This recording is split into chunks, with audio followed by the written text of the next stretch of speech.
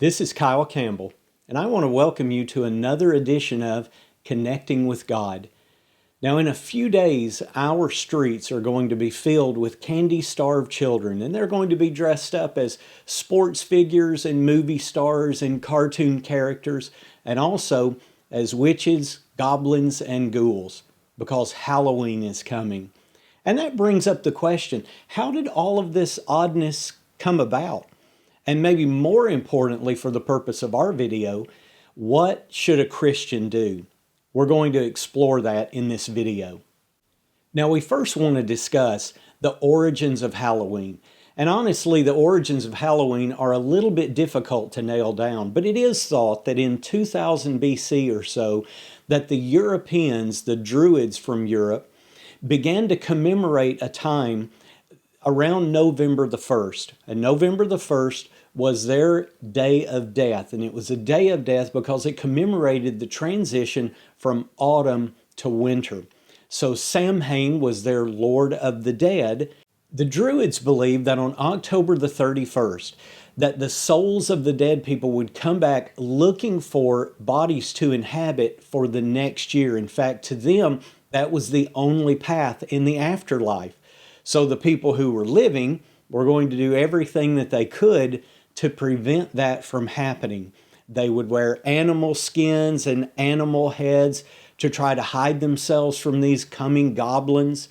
They would darken their homes to try to make sure that the goblins couldn't see them. Sometimes food was left at the edge of town so that the goblins could come and get the food there and leave the town alone. And as with a lot of other holidays, the Catholic Church sought to kind of incorporate it into the church itself. So on November the 1st, what they considered to be All Saints' Day, then All Hallows' Eve was on October the 31st. Halloween wasn't widely observed in the United States until after the Irish potato famine brought Irish settlers into the United States around 1840. And with them came all of the tales of the elves and the goblins and the fairies, along with all of the traditions that we start to see forming about modern Halloween, including things like the carving of jack-o'-lanterns. Irish families used to carve gourds. So when we come over into the United States, a pumpkin was kind of a cheaper alternative to a gourd. So the carving of the pumpkin was sought to scare away the spirits that would come. Also, there's the common fable of a man named Jack who had kind of sold his soul to the devil and inhabited a pumpkin for eternity, so the jack-o'-lantern.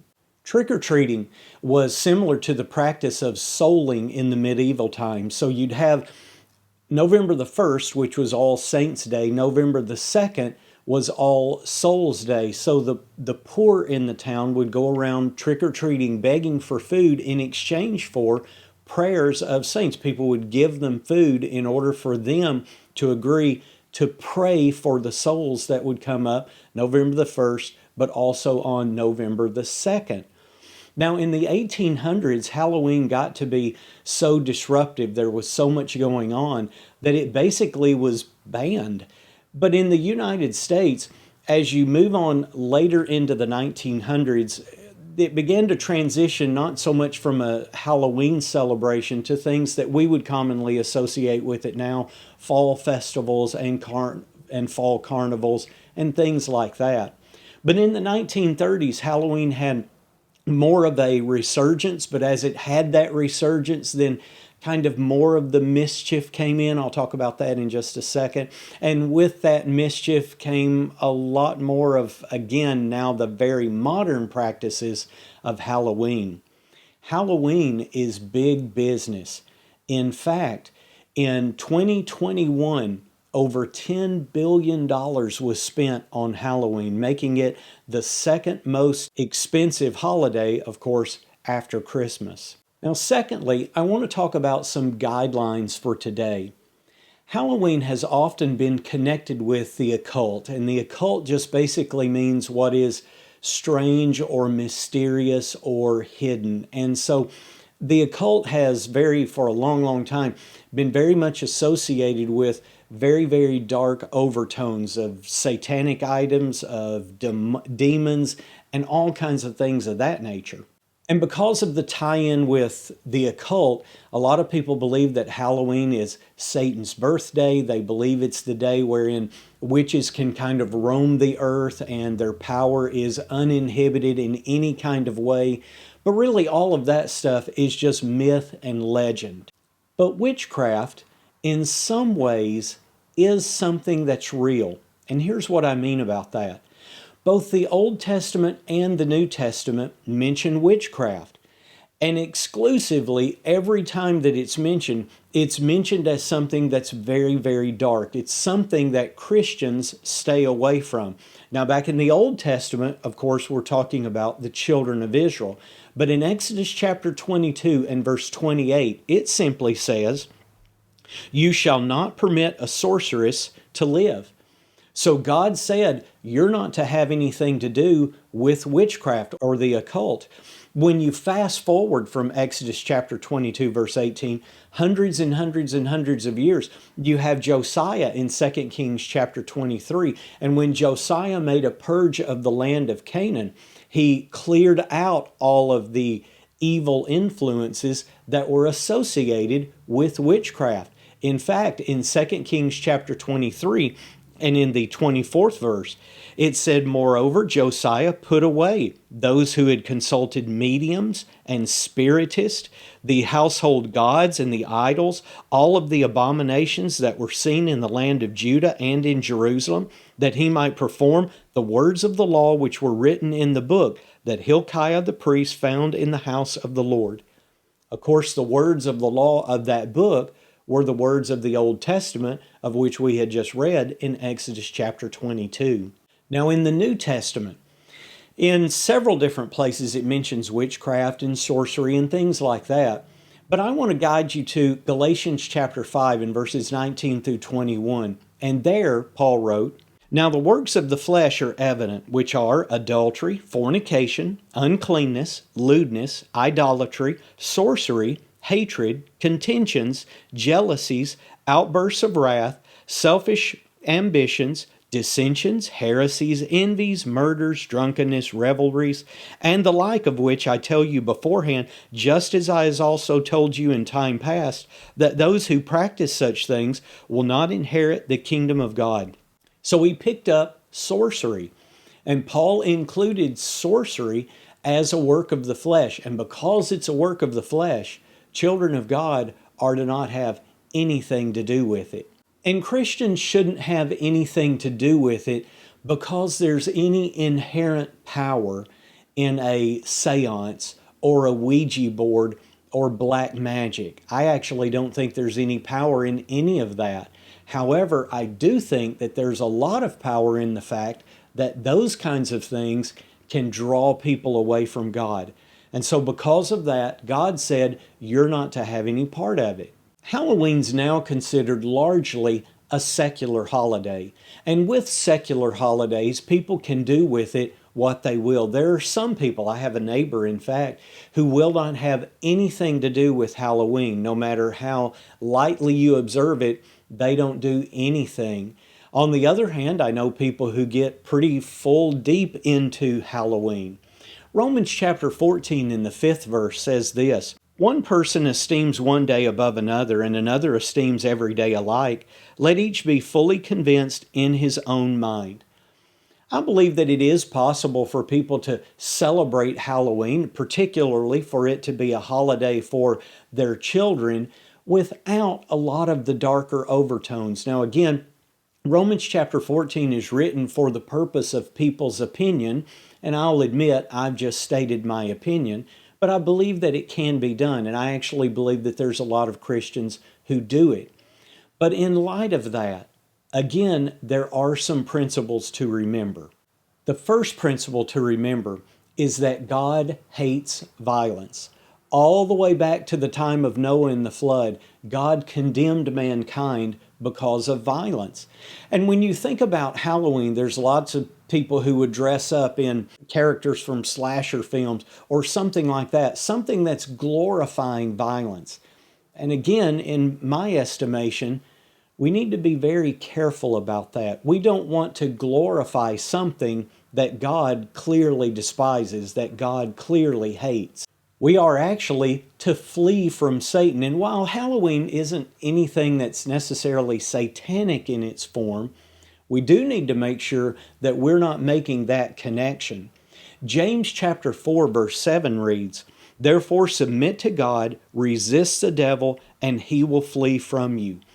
God expects his children to actually be lights in the world. And lights in the world is just a very graphic way of saying that what we do in our actions glorifies God. Now, we can't glorify God if we're doing something, again, that God despises. I've heard of college-age Christians before who would have haunted houses, and they would make messages like Satan rules, and they would put 666 on the walls and things like that, and they would glorify and desensitize people to an enemy that's very real. Now, I told you before earlier in the video that I don't think there's any particular power in a Ouija board, but I most definitely believe that there is power in the devil to pull us away from God. And I need to be respecting that, not making light of it, and certainly not teaching other people to make light of it. In fact, here's what Peter wrote, and it was a very stern warning. In 1 Peter 5 verse 8, "Be sober, be vigilant, because your adversary, the devil, walks about like a roaring lion, seeking whom he may devour." Now, the second principle that we need to remember is that of immodesty. There have been a lot, in fact, if you go into a Halloween store, Spirit of Halloween, and you start looking at Halloween costumes, it becomes very apparent that especially for women, there are lots of very, very immodest costumes out there. In fact, the movie Mean Girls in 2004 kind of parodied that just a little bit by saying that Halloween was the one night where a girl could dress trashy and it not have any consequences to it. Well, guys, dressing immodestly always has a consequence to it because God always says it's wrong. Finally, the third principle that I just want to bring up to you is the principle of mischief, and I'd mentioned this earlier in the lesson. The idea now of what a lot of young people want to do with Halloween is they seem like it's harmless fun, putting toilet paper in someone's yard and egging someone's house. And, you know, I'll admit I've had that done to my home, and in my younger days, I've participated in that. But honestly, I did it wrongly.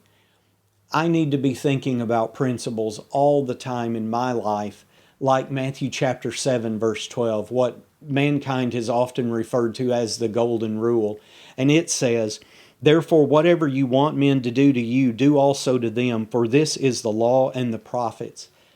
Halloween can actually be a very fun, enjoyable time, but we don't want to make it a time where we're doing things to others that we certainly wouldn't appreciate being done to us. And honestly, that's a lot of the mischief that goes on in that night. So we need to watch that and be very careful of it. So can you celebrate Halloween? Can a Christian do something that commemorates the day without the darker overtones? Let me suggest a principle, and it's a principle that's in Philippians chapter 4 and the 8th verse, where there Paul wrote, "Finally, brethren, whatever things are true, whatever things are noble, whatever things are just, whatever things are pure, whatever things are lovely, whatever things are of good report, if there is any virtue and if there is anything that is praiseworthy, then meditate on these things." Can I participate in a way that's going to let me fulfill Philippians chapter 4, verse 8? Again, this is me speaking my own opinion, but yes, I believe that it's possible to do that. In fact, I believe it's not only possible to do that, but it's actually possible to teach other people to do that while you're participating in it. Halloween's like a lot of other days. It's basically what you want to make out of it. People who take it too far, who do the darker overtones, and who even step over into sin aren't to be doing that. But there's lots of people who understand that it can be done in a way that can be fun and that can be enjoyable without all of the evil that's attached to it. And as children of God who are trying to live as lights in the world, that's what we always need to be doing. If you've enjoyed this video, then make sure that you like it. Subscribe to our channel. Even leave us a comment below. Let me know what you think about Halloween. If you disagree with this video, tell me about it. I would love to hear your perspective. And as always, keep looking for the new content that's going to be regularly appearing on our channel. Click the bell icon so you'll get notified when that new content comes. We're always thankful that you spend a few minutes with us, and we certainly hope that you have a wonderful day and that we'll see you next time.